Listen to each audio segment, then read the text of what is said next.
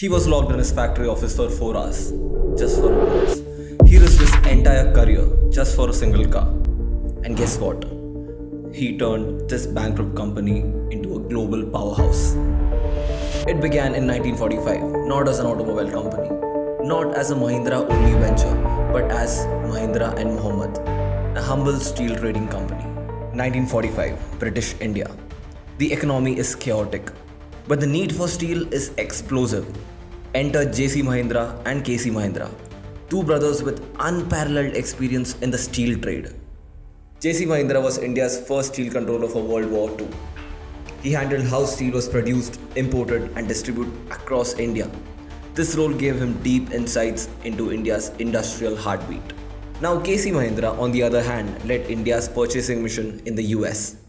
He secured war materials, including a rugged American vehicle used in World War II, the Willys Jeep. These brothers saw the future, India's need for steel and infrastructure. So, along with their friend Ghulam Muhammad, they founded Mahindra and Mohammed in Bombay on October 2nd, 1945. In the beginning, they were only acting as agents for French and Japanese steelmakers to bring steel into a newly independent India. Mohammed oversaw the finances while the Mahindra brothers ran the business. The business grew as they had envisioned, but only to be faced with an unprecedented problem just 3 years into the future: India's Great Divide. The partition ripped the trio apart. Mohammed left for Pakistan and became Pakistan's first finance minister. With one founding member gone, the Mahindra brothers rebranded the company to Mahindra and Mahindra, just to avoid wasting printed stationery with the initials M&M. But something bigger was on the horizon. Remember that Willys Jeep KC Mahindra imported during the war? In 1947, they inked a deal to bring it to India for good. Mahindra assembled the Jeep in its Mumbai plant. Thanks to India's rough terrains and poor roads, this rugged vehicle becomes a hit with the police, army, and rural elites. Mahindra, once just a steel trading company, becomes a serious automotive player. Their next milestone was the launch of India's very own tractor, an affordable, reliable machine tailored to the needs of Indian farmers. It quickly became a resounding success. However, Mahindra's ability to scale this achievement was stifled by the constraints of the era's infamous License Raj. Now, for those of you who have not heard about this, let me break it down for you real quick. The License Raj was a period between 1950 to 1990, where if you wanted to start a business in India, you had to literally go through 80 plus different government departments just to get your licenses and approvals. And we are not just talking about starting the business, but the government also told you what you could produce, how much you could produce, and at what price you could sell it for. Basically, the entire business plan was dictated by the government. In the 1980s, India needed at least 50,000 tractors every single year to meet the needs of its massive farming population. But under this License Raj, the government told Mahindra, no matter how big the demand is, you are only allowed to produce 10,000 tractors per year. That's it. Take it or leave it. Mahindra was fighting this battle every single day and eventually became India's #1 tractor producer and continues to dominate globally even today. Despite leading the market, Mahindra's profits remained underwhelming. But that changed with the arrival of Anand Mahindra. Anand Mahindra never wanted to join the family business. He studied filmmaking at Harvard.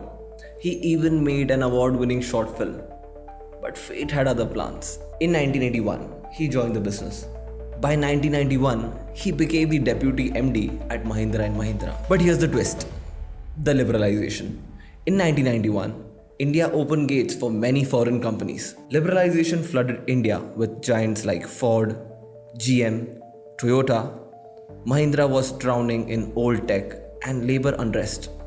And during the same time, his own workers locked Anand Mahindra in his own factory for 4 hours over Diwali bonuses. Because he said, no productivity, no bonus. But hear me out. 3 years later, factory's productivity jumped 150%. In 1997, Anand wanted Mahindra to make a car from scratch. R&D said it'll cost 600 crores. Mahindra's entire annual profit was just 250 crores at that time. The board was against it. 5 years later, with 120 young engineers and relentless R&D, Mahindra finally launched Scorpio. Just at 5.5 lakhs, Scorpio was powerful, affordable, and Indian. It marked Mahindra's breakthrough into urban markets.